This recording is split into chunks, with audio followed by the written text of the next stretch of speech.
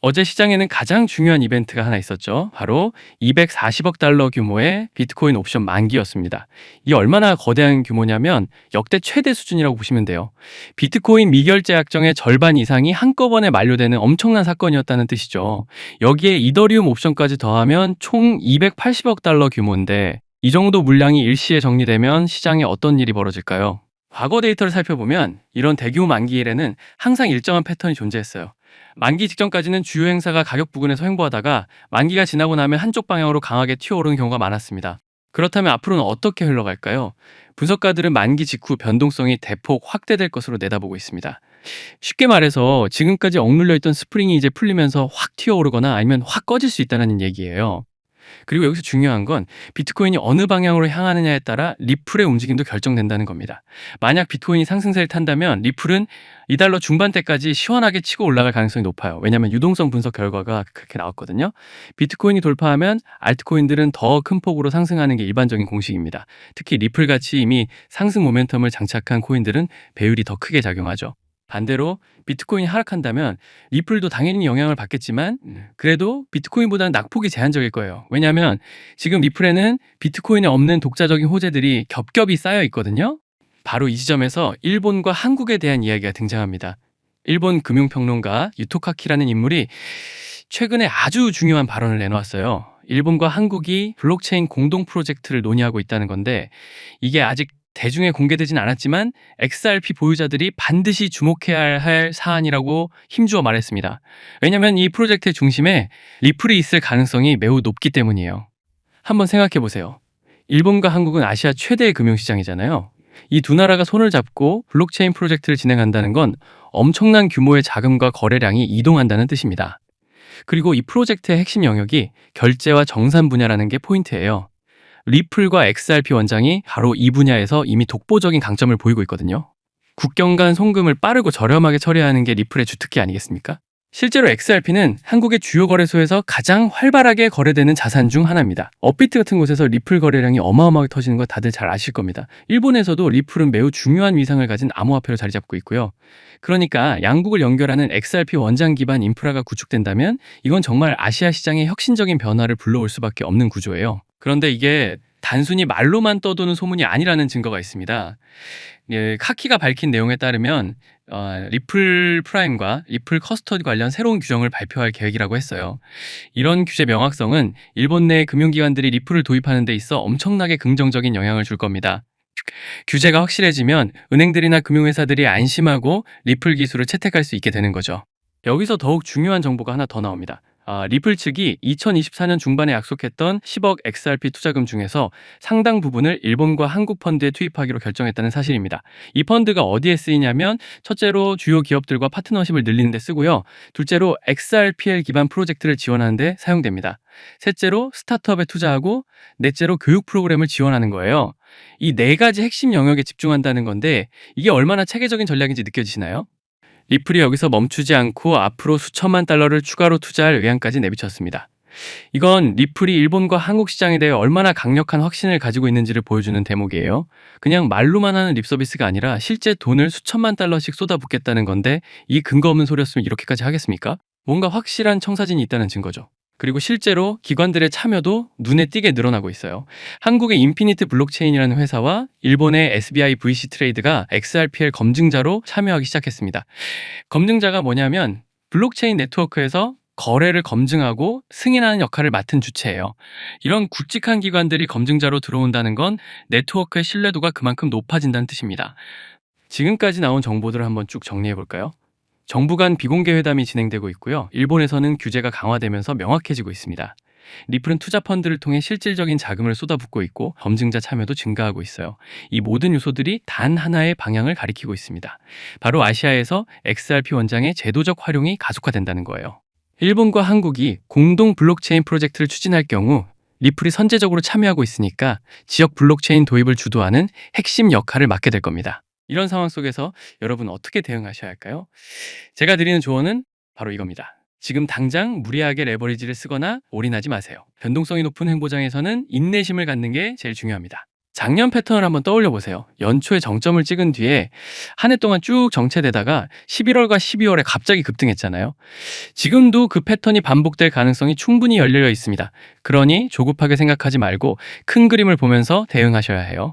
현재 시장 상황을 보면 옵션 만기가 지나가면서 리스크를 줄이려는 움직임이 있었어요. 쉽게 말해서 위험을 회피하려고 포지션을 정리한 사람들이 많았다는 겁니다. 그래서 지금은 연말 연휴 시즌에 한산한 분위기가 이어지고 있는 거고요. 하지만 1월이 시작되면서 시장에는 다시 활기가 돌 겁니다. 특히 2월부터 1분기 전반에 걸쳐서 대규모 상승장이 펼쳐질 것이라고 많은 분석가들이 입을 모으고 있어요. 왜 그렇게 생각하냐면 여러 가지 이유가 있는데요. 첫째로 기관 자금이 본격적으로 유입되는 시기가 바로 1분기거든요. 연말에는 회계 마감 이슈 때문에 큰 손들이 움직이기 어렵지만 새해가 밝으면 새로운 예산으로 투자를 집행하기 시작합니다.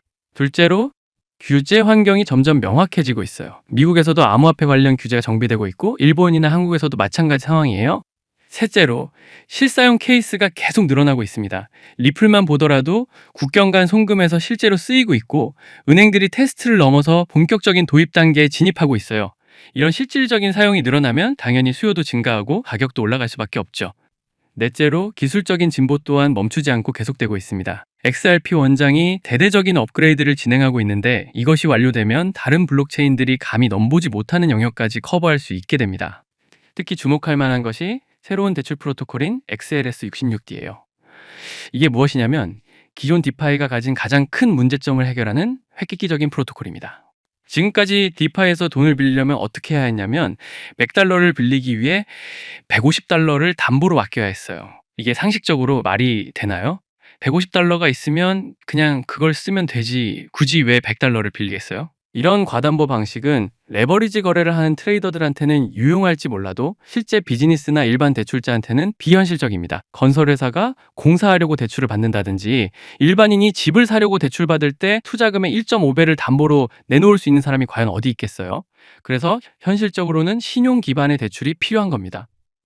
XLS66D가 바로 이 골치 아픈 문제를 해결해 줍니다. 암호화폐 업계의 자본 효율성 문제를 해소하고 신용도 기반의 대출을 가능하게 만드는 것이죠. 이게 실현되면 실물 자산의 활용 가능성이 활짝 열립니다. 예를 들어서 핀테크 대출 중개업체가 RLUSD로 대출을 받아서 전 세계 중소기업들한테 안정적인 자금을 공급할 수 있게 되는 거예요. 이게 얼마나 혁신적인 변화인지 감이 오시나요? 여기서 또 중요한 포인트가 리스크 관리 메커니즘입니다. 대출 중개인은 먼저 자기 자금을 예치해야 해요. 그래서 만약 돈 빌린 사람이 갚지 않으면 예금자들보다 중개인이 먼저 손실을 떠안게 됩니다. 이렇게 하면 중개인이 철저하게 심사를 할 수밖에 없겠죠. 자기 돈이 걸려 있으니까요. 이런 식으로 인센티브를 일치시켜서 도덕적 해이를 원천 차단하는 거예요. 게다가 격리된 금고 시스템을 도입해서 한 곳에서 문제가 생겨도 다른 곳으로 전염되지 않게 안전장치를 마련했습니다. 이런 정교한 설계가 있기 때문에 XLS66D에 대해 $20만 버그 현상금이 걸려있을 정도로 중요하게 다뤄지고 있어요. XRP 원장이 기관 디파이를 활성화할 준비를 착착 진행하고 있다는 명백한 증거죠. 이게 왜 중요하냐면요. 전통적인 과다담보 디파이는 지극히 일부 사용자들한테만 유용했어요. 하지만 신용 기반 기업 대출까지 포섭하면 전체 대출 시장의 가치를 전부 흡수할 수 있게 됩니다. 실물 금융과 실물 자산이라는 새로운 영역이 열리는 거예요. 오늘날 전 세계 대출의 대부분이 실물 자산을 통해 이루어지잖아요. 주택담보대출, 자동차대출, 사업자대출 전부 다 실물 자산 기반이에요. 이 거대한 시장이 블록체인으로 넘어온다고 상상해보세요. 그 규모가 실로 어마어마하죠. 그리고 리플이 바로 이 영역을 선점하기 위해 발빠르게 움직이고 있는 겁니다. 전통적인 금융 시스템을 위한 암호화폐 기반 솔루션이 진화하는 과정에서 가장 우수한 아이디어들이 대규모로 채택될 거예요.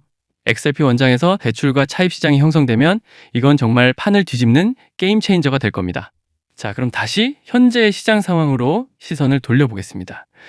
옵션 만기가 지나갔고 일본과 한국의 블록체인 협력 프로젝트 소식이 들려왔으며 리플의 기술 업그레이드도 진행 중이에요. 이 모든 퍼즐 조각들이 하나둘 맞춰지고 있는 시점입니다. 여기서 한 가지 더 짚고 넘어가야 할 부분이 있어요. 바로 크로스보더 결제 시장의 변화입니다. 지금까지 국제송금은 SWIFT라는 구시대적인 시스템을 썼어요. 이게 뭐냐면 은행들끼리 메시지를 주고받으면서 돈을 보내는 건데 시간도 오래 걸리고 비용도 많이 듭니다. 중간에 환거래 은행들이 여러 개 끼어 있어서 수수료도 엄청나게 떼가고요.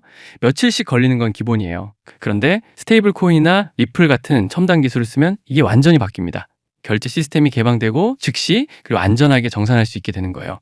은행과 결제 업계에서 24시간 연중무휴 정산을 원한다면 이런 기술적 접근이 필수 불가결합니다. 그리고 이 시장의 규모가 얼마나 되는지 아세요? 전 세계 국경 간 송금 시장이 수조 달러 규모에 달합니다. 이 시장에서 리플이 차지하는 비중이 점점 커지고 있습니다. 이미 여러 은행들이 리플 기술을 테스트하고 있고 일부는 상용화 단계에 들어갔어요. 일본과 한국의 협력 프로젝트도 결국은 이 거대한 크로스보더 결제 시장을 겨냥하고 있는 거예요. 양국 간 무역 거래량이 어마어마하게 많은데 이게 전부 리플 기반으로 정산된다고 생각해 보세요.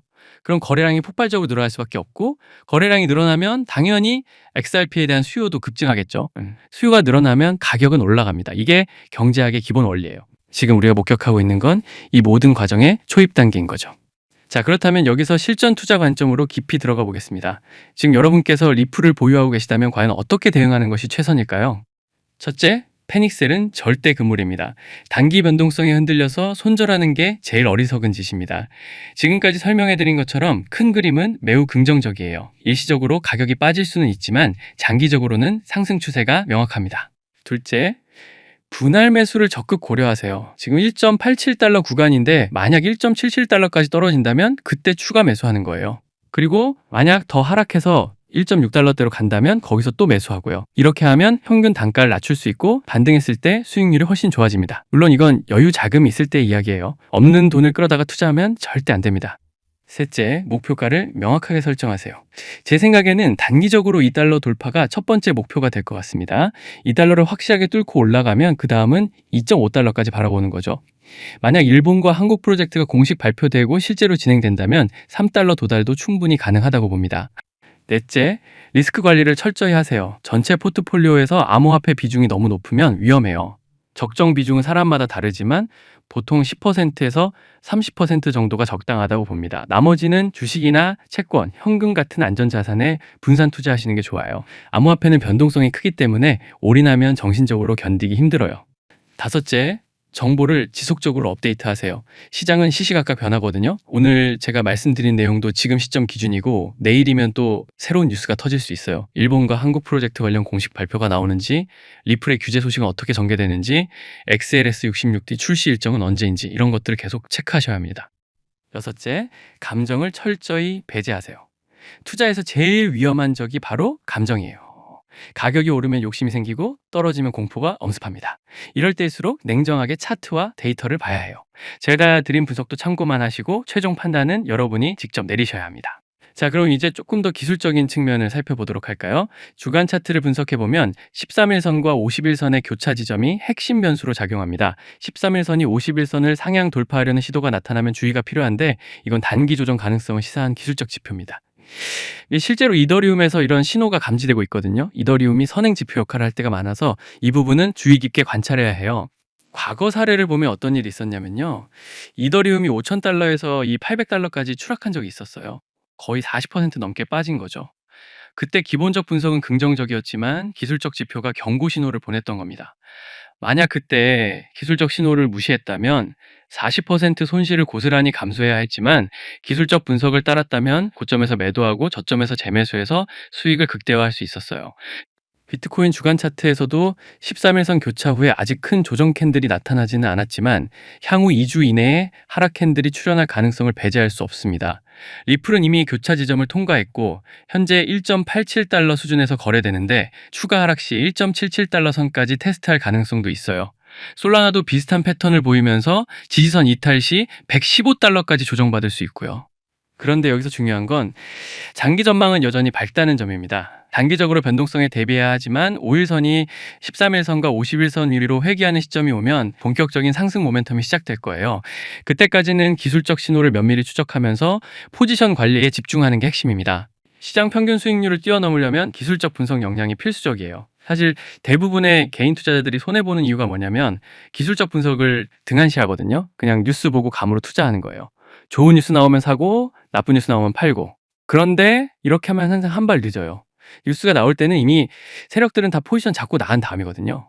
그래서 기술적 분석을 배워야 하는 겁니다. 차트는 거짓말을 하지 않아요. 차트에는 모든 정보가 다 반영돼 있습니다. 세력들의 움직임, 기관들의 매매 패턴, 개인들의 심리 상태까지 전부 다 차트에 나타나요. 그래서 차트만 제대로 볼 줄 알면 뉴스 없이도 시장의 방향을 예측할 수 있는 거예요. 그렇기 때문에 알트코인 상승장이 임박한 지금부터 선제적으로 준비가 필요합니다. 알트 불장이 시작되면 가장 먼저 움직이는 코인이 무엇이라고 말씀드렸죠? 바로 밈코인입니다.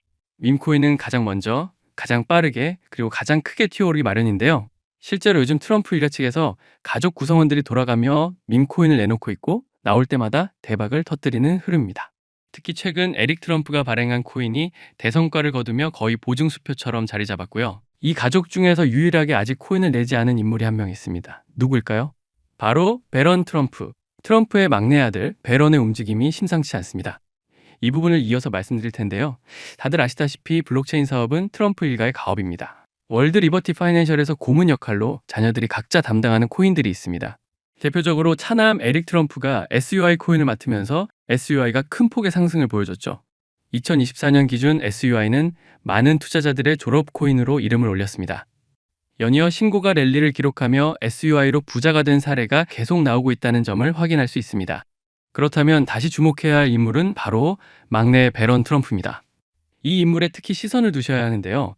현재 미국 내에서 탄탄한 피지컬과 외모로 인기가 상당합니다. 잘생겼고 키가 크며 굉장히 영리하죠. 이런 사람이 지금 코인을 하나 준비 중이라는 소식이고 가업인 월드 리버티 파이낸셜의 고문으로도 활동하고 있습니다.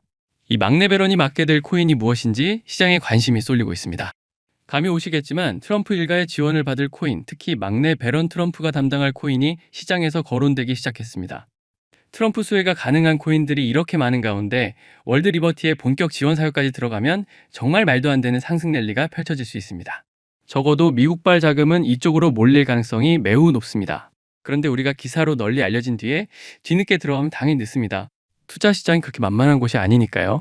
그래서 물량을 최대한 선점하려면 미리 움직여야 하고 늦기 전에 구독자분들께 공유를 드리려 합니다. 이번 상승은 구조적으로 지금 나올 수밖에 없는 흐름인데 왜냐하면 여러분도 아시다시피 트럼프가 행정명령에 서명했고 그에 따라 트럼프가 리플을 지원할 가능성이 높아집니다. 그러면 트럼프의 막내 아들 배런이 맡을 코인이 무엇인지 시장이 주목하지 않을 수 없죠. 관심이 커질수록 세간에 알려지고 알려지는 만큼 가격은 폭등할 수밖에 없습니다. 현재 국내에서도 업비트, 빗썸 관계자들이 모두 이 이슈만 기다리는 분위기고요. 말 그대로 폭등은 이미 기정사실로 여겨지는 만큼 지금 이 영상을 끝까지 시청하신 분들에 한해 공유를 드리겠습니다. 여기까지 보셨다는 사실만 확인해 주시면 됩니다. 끝까지 시청하신 분들이라면 당연히 배런 코인의 정체가 궁금하실 테니까요. 문자 주시는 즉시 해당 코인의 이름과 목표가 그리고 매수 방법을 안내 드리겠습니다. 이건 배런 관련 밈코인이기 때문에 금액을 크게 넣으실 필요는 없습니다. 10만 원 정도만 시도해 보셔도 충분히 재미를 보실 수 있을 겁니다. 최근 코인 시장 변동성이 커지면서 불안해 하시는 분들이 많은데 앞서 말씀드린 대로 트럼프 일가의 막내 배런 트럼프가 월드 리버티 파이낸셜 고문으로서 맡게 될 코인, 이건 정말 드물고 큰 기회가 될 가능성이 큽니다. 이미 상승 신호가 조금씩 나오고 있는 만큼 더 늦기 전에 정보를 받아보실 분들은 위에 보이는 제 개인 연락처 010-3251-7782로 배런코인 4글자만 남겨주세요. 아마 2025년 졸업코인으로 이름을 올릴 수도 있을 겁니다. 최근 원금 손실이 컸던 분들도 한 번에 만회하고도 남을 수 있으니 최대한 서둘러 준비하셔서 제대로 된 수익을 만들어 보셨으면 합니다. 우리 구독자 여러분 힘내시고 긴 영상 끝까지 시청해 주셔서 감사드리며 마지막으로 구독과 좋아요 한 번씩 부탁드리면서 마무리하겠습니다. 끝까지 시청해 주셔서 감사합니다.